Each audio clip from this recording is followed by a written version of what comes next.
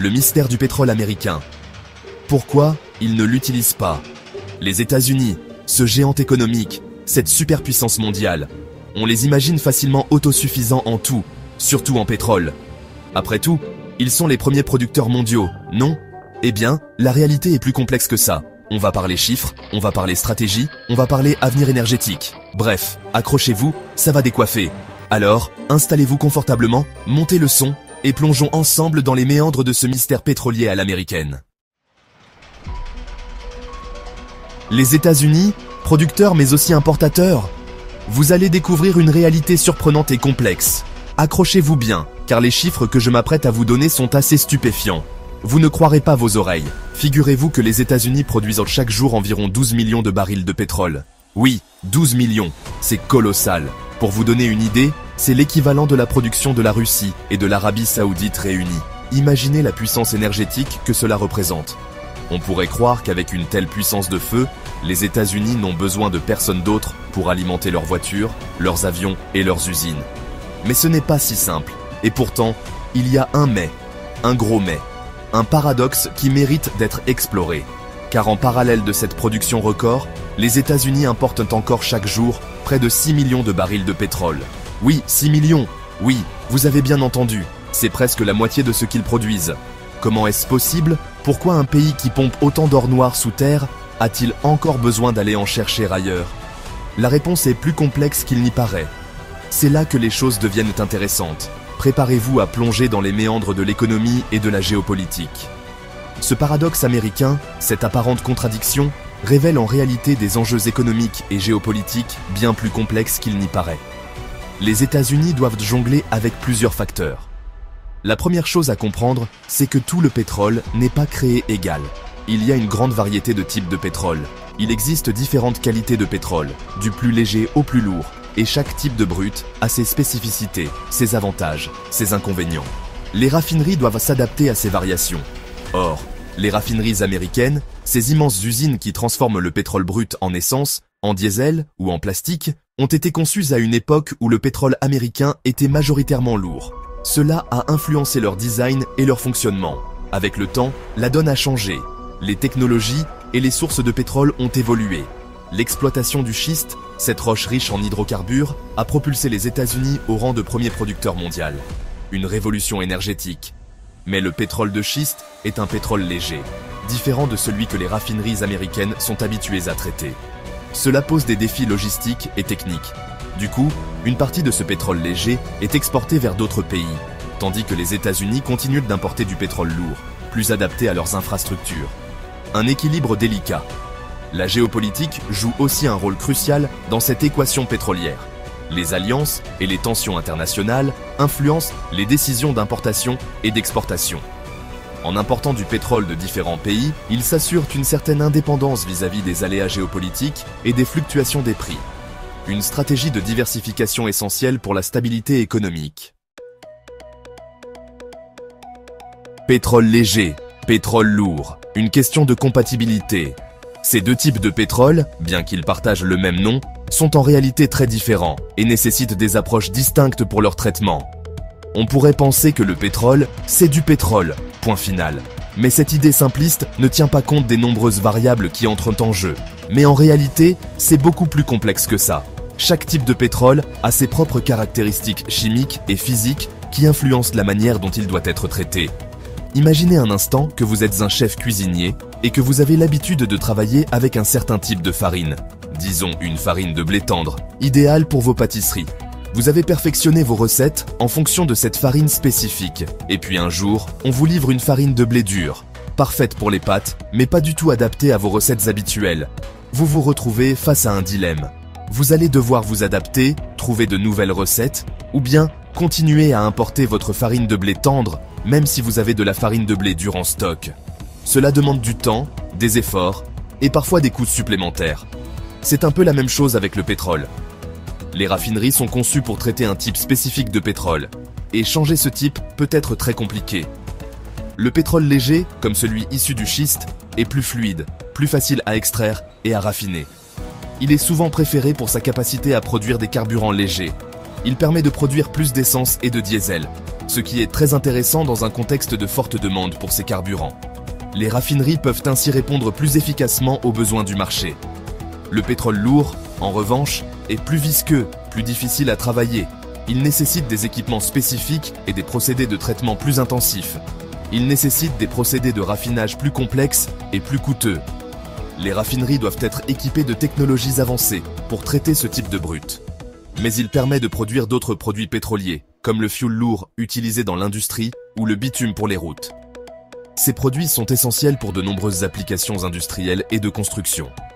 Convertir ces raffineries pour qu'elles puissent traiter du pétrole léger demanderait des investissements colossaux. Cela inclurait la mise à jour des infrastructures et l'acquisition de nouvelles technologies. C'est pourquoi les États-Unis continuent d'importer du pétrole lourd, même s'ils produisent en masse du pétrole léger. Cette stratégie permet de maximiser l'efficacité des raffineries existantes. Modifier leurs entrailles pour s'adapter à un autre type de brut serait une opération titanesque, coûteuse et longue. Les raffineries doivent donc peser soigneusement les coûts et les avantages avant de prendre de telles décisions. Quand vendre à l'étranger rapporte plus? Alors oui, on vient de voir que les raffineries américaines sont plutôt taillées pour le pétrole lourd. Elles sont conçues pour traiter ce type de pétrole de manière efficace et rentable. Mais ça n'explique pas tout. Il y a un autre facteur à prendre en compte, et pas des moindres, l'argent. L'économie joue un rôle crucial dans ces décisions. Et oui, l'économie, c'est le nerf de la guerre, même dans le domaine du pétrole. Les fluctuations des prix et les opportunités de profit influencent fortement les choix des producteurs. Imaginez un instant, vous êtes un producteur de pétrole américain, vous venez d'extraire du pétrole léger de vos puits de schiste flambant neufs. Ce pétrole est de haute qualité et très recherché sur le marché mondial. Vous avez le choix, soit vous le vendez à des raffineries américaines qui ne sont pas forcément équipées pour le traiter de manière optimale, ce qui pourrait réduire vos marges bénéficiaires, soit vous le vendez à l'international où la demande est forte et les prix attractifs. Les marchés étrangers offrent souvent de meilleures opportunités de profit. Le choix est vite fait, non? C'est ce qu'on appelle la loi du marché. L'offre et la demande dictent les prix. Les producteurs cherchent toujours à maximiser leurs profits. Et il se trouve que la demande mondiale en pétrole léger est énorme, notamment en Asie, où les économies sont en plein boom. Les pays asiatiques ont besoin de beaucoup de pétrole pour soutenir leur croissance rapide. Du coup, les prix du pétrole léger sont souvent plus élevés sur les marchés internationaux que sur le marché américain. Cela crée une incitation forte pour les producteurs à exporter. Alors, pourquoi se priver d'une telle aubaine?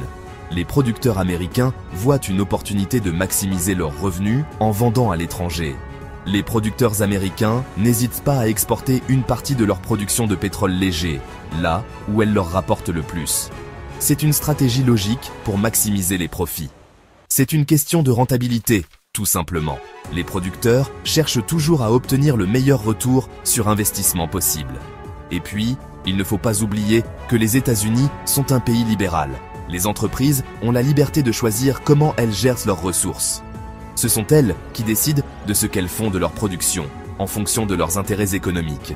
Elles évaluent constamment les meilleures options pour maximiser leurs profits. Chapitre 4. Les réserves stratégiques, le trésor caché des États-Unis. On a parlé économie, on a parlé raffinage, mais il y a un autre aspect crucial à prendre en compte, la sécurité nationale. Car oui, le pétrole, c'est bien plus qu'une simple marchandise, c'est un enjeu stratégique majeur. Et les États-Unis l'ont bien compris. Imaginez un instant, une crise internationale éclate, l'approvisionnement en pétrole est perturbé, les prix flambent. C'est le scénario catastrophe que tous les pays redoutent. Pour se prémunir contre ce genre de situation, les États-Unis ont mis en place dès les années 70 une arme secrète, les réserves stratégiques de pétrole. Il s'agit d'immenses cavernes souterraines, creusées dans le sol américain, qui contiennent des millions de barils de pétrole, un véritable trésor de guerre, prêt à être utilisé en cas de besoin. Ces réserves stratégiques sont tellement importantes qu'elles pourraient couvrir les besoins en pétrole des États-Unis pendant plusieurs mois en cas de rupture d'approvisionnement. En important du pétrole de différents pays, les États-Unis s'assurent une certaine indépendance vis-à-vis des aléas géopolitiques. Ils ne dépendent pas d'un seul fournisseur, ce qui les rend moins vulnérables aux crises et aux tensions internationales. Chapter 5. Quand le pétrole reste coincé au Texas. On pourrait croire qu'avec un territoire aussi vaste que celui des États-Unis, le transport du pétrole d'un État à l'autre ne pose aucun problème. Et pourtant, la réalité est parfois plus complexe. Car si les États-Unis sont le royaume de la voiture, Si les autoroutes sillonnent le pays de part en part, le transport du pétrole, lui, n'est pas toujours un long fleuve tranquille. Il faut imaginer un instant ces fleuves noirs, ces pipelines qui serpentent à travers les plaines et les montagnes, transportant des millions de barils de pétrole chaque jour. Un réseau tentaculaire, certes, mais qui n'est pas sans faille. Car il arrive que le pétrole se retrouve coincé, bloqué dans un goulot d'étranglement, incapable de rejoindre son point de destination. C'est le cas par exemple dans le bassin permien, au Texas, l'une des régions les plus productrices de pétrole au monde. La production y est tellement importante que les pipelines existants ne suffisent plus à transporter tout le pétrole extrait. Résultat, le pétrole s'accumule, les stocks débordent et les prix chutent. Une situation ubuesque qui illustre bien les défis logistiques auxquels sont confrontés les États-Unis malgré leur puissance industrielle. Chapter 6. 20% du pétrole mondial, est-ce suffisant ? On l'a vu, les États-Unis sont un géant pétrolier. Premier producteur mondial, d'immenses réserves, une industrie puissante. Mais il y a un hic. Un gros hic. Car les États-Unis sont aussi, et de loin, les premiers consommateurs de pétrole au monde. Imaginez un instant, chaque jour, les Américains engloutissent près de 20 millions de barils de pétrole. C'est plus que la Chine et l'Inde réunies. Voitures, avions, camions, usines, chauffage, le pétrole est partout. Il irrigue toute l'économie américaine. Alors, même si les États-Unis produisent beaucoup de pétrole, même s'ils en exportent une partie, ils n'arrivent pas à subvenir à leurs besoins gargantuesques. C'est mathématique. La demande dépasse l'offre. C'est pourquoi les États-Unis sont condamnés à importer du pétrole, malgré leur statut de superpuissance énergétique. Ils sont dépendants du reste du monde, pour faire tourner leur économie, pour alimenter leurs voitures, pour chauffer leurs maisons. Chapter 7. Et vous, saviez-vous tout ça ? Voilà, on arrive au terme de notre enquête sur le mystère du pétrole américain. On a vu ensemble que la réalité était bien plus complexe qu'il n'y paraissait. On a parlé de raffinage, d'économie, de sécurité nationale, de logistique. On a compris que les États-Unis, malgré leur puissance pétrolière, étaient confrontés à des défis de taille. Alors, en résumé, ce paradoxe américain, cette apparente contradiction entre production et importation de pétrole, s'explique par une combinaison de facteurs. La compatibilité entre le type de pétrole produit et les raffineries américaines. La recherche de la rentabilité maximale par les entreprises pétrolières.